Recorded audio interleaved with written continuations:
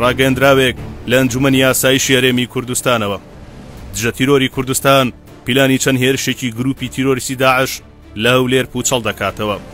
لەلایەن بەڕێوەبەراتی گشتی دژە تیرۆری کوردستانەوە گروپێکی تیرۆریستی دەستگیر کران کە پیلانیان هەبوو پێش جەژنی قوربان لە ناو شاری هەولێر چەند کردەوەیەکی تیرۆریستی ئەنجام بدەن. لە ئامانجەکانیان باڵەخانەی پارێزگای هەولێر و شوێنێک کەسانی بیانی تێدا بێت هەبووە. ئەم گروپە تیرۆریستیە لە سەرەتای ئەم ساڵەوە لەلایەن ئەمنی عامی گروپی تیرۆریستی داعش چالاکراونەتەوە و فەرمانیان پێدراوە بۆ ئەوەی کردەوەی تیرۆریستی لە شاری هەولێر ئەنجام بدەن. ئەم گروپە هەڵساون بە ئیستیطلاعکردن و چاودێریکردن و وێنەگرتن و پیلانداڕشتنی چەند شوێنێک لە شاری هەولێر. یەکێک لە شوێنەکان باڵەخانەی پارێزگای هەولێر بووە بۆ ئەوەی لە ڕێگەی چەند کەسێکی خۆکوش کردەوە تیرۆریستیەکە جێبەجێ بکەن. بەڵام بە هەوڵ و چاوکراوەی تیمەکانی بەڕێوەبەرایەتی گشتی دژە تیرۆر و بەڕێوەبەراتی ئاسایشی هەولێر توانرا پێش ئەنجامدانی کردەوە تیرۆریستیەکان ئەندامانی ئەم تۆڕە لە ناو شاری هەولێر دەستگیر بکرێن و پیلانەکانیان پوچەڵ بکرێتەوە. لێرەشەوە خەڵکی کوردستان دڵنیا دەکەینەوە کە دژە تیرۆری کوردستان و هێزە ئەمنیەکان هەمیشە چاوکراوە و ئامادەن بۆ پاراستنی سەر و ماڵ و گیانی خەڵک و قەوارەی دەستوری هەرێمی کوردستان لە هەر هەڕەشە و مەترسیەک.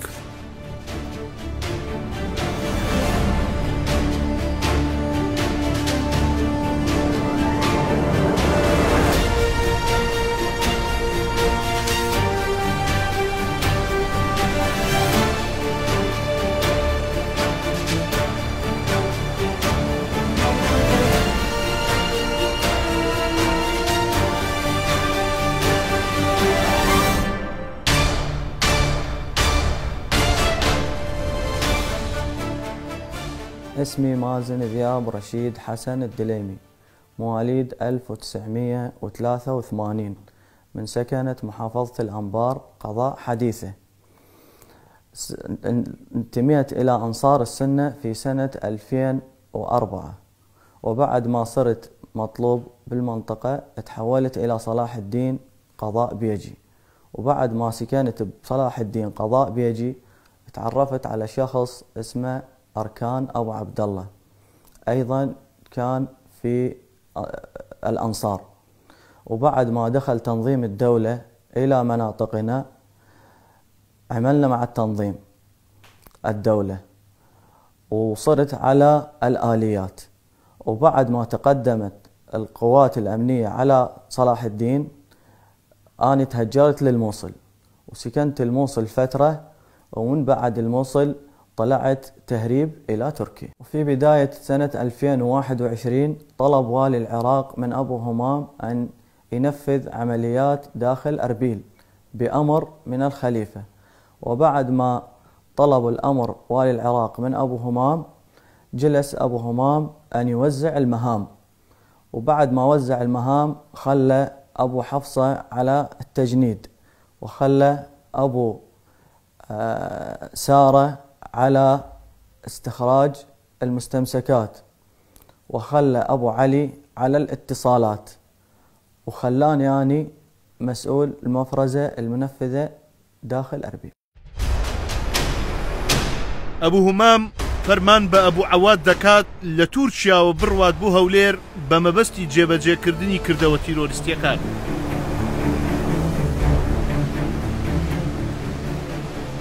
وبعدها تم تجنيد أشخاص 2 في داخل أربيل، وسام وأيوب. وبعد ما تم تجنيد هذول الأشخاص طلب من عندهم أبو همام أن يحددوا أهداف داخل أربيل إدارية وأمنية. وبعد ما حددوا أهداف داخل أربيل كلفني أبو همام أن أجي عليهم داخل أربيل حتى أشوف الأهداف ونفذ العملية. بعد ما كلفني أبو همام أن أجي إلى أربيل كان عندنا صديق سابق بالأنصار اسمه عمر الشمري، فسألنا عمر الشمري عن السكن والإقامة بأربيل، تبين أنه ما أقدر أسكن باسمي. وبعدها طلع لي جواز سفر رسمي أبو سارة من القنصلية العراقية في اسطنبول باسم مستعار باسم محمد محمود مطلق. نهاية الشهر الخامس دخلت أني الأربيل بجواز السفر اللي طلع لي إياه أبو سارة، وواجهت وسام داخل أربيل، وشفت الأماكن اللي محددها وسام، افترينا عليها وشفناها، وحددنا المحافظة قلنا نشوف الأماكن الأخرى اللي بها أجانب. أبو همام قال لي راح أدز الأغراض عليك على أربيل تجينا من سوريا تهريب، وقال لي راح أدز الأغراض اللي هي الحزام الناسف والانتحاري والانغماسي والأسلحة، وطلب من وسام أن يلقالهن مكان، ولأن وسام عنده ساكن بمزرعة على أطراف أربيل، قال وسام أنا أخليهن بالمزرعة لأني عنده مزرعة ساكنين بها على أطراف أربيل. أبو همام جەخت دەکاتەوە پێش جەژنی قوربان کردەوە تیرۆریستیەکە لە هەولێر ئەنجام بدرێت.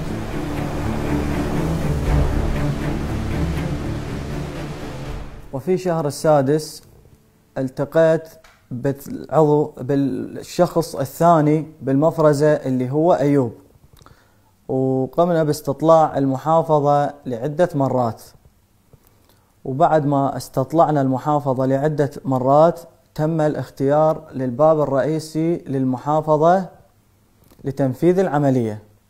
وفي هذه الأثناء كنا نرفع المعلومات إلى أبو همام، وبلغني أبو همام أن تتنفذ هذه العملية قبل العيد، ولذلك قمنا أنا وأيوب بالاستطلاع الأخير في نهاية الشهر السادس على المحافظة. وفي هذه الأثناء كنا نعطي المعلومات إلى أبو همام من صور وأحداثيات وعدد الحراس، وطلب من عندنا أبو همام أن نحدد أماكن ثانية فيها أجانب، وقبل أن لا تجي الأغراض إلى أربيل الحزام الناسف والانتحاري تم إلقاء القبض علينا من قبل القوات الأمنية في أربيل. اسمي عبد الرحمن علاء عبد الحسين مجيد الشجيري، من أهالي بغداد أبو غريب، مواليد 2002. في بداية 2021 انتميت إلى تنظيم الدولة عن طريق أبو سارة، وكنيت نفسي وسام. قام أبو سارة بطلب من عندي عمل أمني داخل أربيل، وأنا وافقت. أنا في صفتي وافقت، وعرفني أبو سارة على شخص اللي هو اسمه أبو همام، قيادي أمني في الدولة الإسلامية. ومن بعد ذلك طلب من عندي أبو همام تحديد مواقع إدارية وأمنية في مدينة أربيل، وأنا قمت بتحديد عدة مواقع وإرسالها إلى أبو همام. في نهاية الشهر الخامس التقيت مع شخص من طرف أبو همام اللي هو اسمه أبو عواد، أمير المفرزة مالتنا. قمنا أنا وأبو عواد بتحديد هذه المواقع، وحددنا مبنى محافظة أربيل للهدف عملية الهجوم عليه. ومن بعد ذلك أبو عواد طلب من عندي، أبو عواد وأبو همام طلبوا من عندي أحدد مواقع فيها أجانب. أبو عواد قال لي أكو غرض بسوريا اللي هي أحزمة وأسلحة وانغماسية وانتحارية، قال لازم نجيبها لأربيل عن طريق التهريب. وقال أبو سارة عرفني على شخص اسمه حمزة يسكن أربيل، عنده صلة، عنده اتصال مع أشخاص في تنظيم الدولة في سوريا ومهربين. بعدين أنا حددت موقع إنه في المزرعة اللي يسكن بها أهلي إنه أخلي فيها الأغراض. ومن بعد لأن أبوي وأخوي كانوا سابقا في تنظيم الدولة، وحمزة حكيت الموضوع يا حمزة وقال لي هاي ماشي تمام. وقبل لا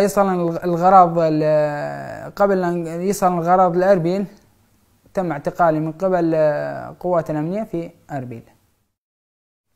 اسمي مصطفى عبد الناصر صادق فليح الراوي، من سكنة الأنبار الرمادي، مواليد 1999. انضميت في سنة 2021 إلى تنظيم الدولة الإسلامية عن طريق أبو حفصة، وكنيت نفسي أيوب. بعدها عرفني على أبو همام المسؤول الأمني كبير في تنظيم الدولة الإسلامية. بعدها أبو همام طلب من عندي أن أحدد مواقع في أربيل، مواقع أمنية وإدارية ومواقع فيها أجانب. في الشهر السادس طلب من عندي أبو همام أن ألتقي بشخص يدعى أبو عواد. بعدها التقيت بأبو عواد في أربيل. عملنا عدة استطلاعات على بناية محافظة أربيل، وتم تحديد البوابة الرئيسية لتنفيذ العملية. بعدها أرسلنا كافة التفاصيل إلى أبو همام، وأبو همام أبلغنا أنه تنفذ العملية قبل العيد. بعدها في نهاية الشهر السادس سوينا استطلاع أخير أنا وأبو عواد على محافظة أربيل، وأرسلنا كافة التفاصيل، عدد الحراس والإحداثية والصور لأبو همام. وأبلغني أبو عواد أنه العملية راح تنفذ عن طريق الانغماسيين والانتحاري قبل العيد، لكن المواد هاي كلها راح تجي من سوريا عن طريق التهريب. قبل وصول الانتحاري والانغماسيين والأسلحة والأحزمة من سوريا عن طريق التهريب إلى أربيل، تم إلقاء القبض علينا من قبل القوات الأمنية في أربيل. الاسم حسان كسار جاسم المحلاوي، المكنى بحمزة، المواليد 1998. أنا من أهالي الأنبار القائم. في سنة 2017 كنا تحت أمر الدولة الإسلامية، فتقدمت القوات العراقية إلى القائم الأنبار. فمن خلال هذه الفترة انتقلنا إلى سوريا مع بيت عمي، مع ابن عمي اللي هو كان عضو من أعضاء الدولة الإسلامية. فمن خلال هذه الفترة اللي في الدولة الإسلامية تعرفت على أشخاص عن طريق ابن عمي الذي هم سيف وأبو أسامة. تعرفت على ذول الأشخاص اللي هم نقال للدولة الإسلامية. لما كنت بسوريا عن طريقي سيف وأبو أسامة تم نقل بعض العوائل والأشخاص تهريب من سوريا إلى العراق، وبعد فترة من التهريب تم تهريبي من سوريا إلى العراق، وبعدين سكنت بأربيل. فعن طريق أبو سارة تعرفت على شخص اسمه عبد الرحمن المكنى بوسام اللي هو في الدولة الإسلامية.